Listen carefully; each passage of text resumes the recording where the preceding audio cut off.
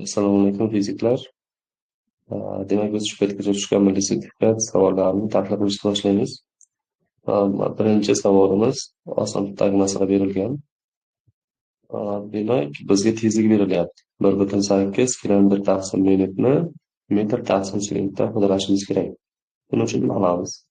1,8 kilometr taqsim minutni yozib olamiz. Biz mana shu birlik qismini metr taqsim sekundga o'tkazishimiz kerak. Davom etamiz. 1,8 joyida qoladi.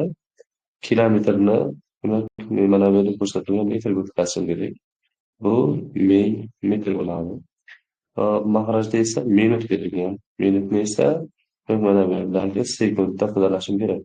1 minutimiz bu 60 sekund. Demak, bu yerda qisqartirishlar amalga oshirsak, 0,3 0,3 ni 100 ga ko'paytirsak, bu 30 metr taqsim sekundga teng bo'ladi. Demak, mana kilometr taqsim minutdan metr taqsim sekundga o'tdik. Demak, bizning javobimiz mana bu yerdagi C javob bo'ladi.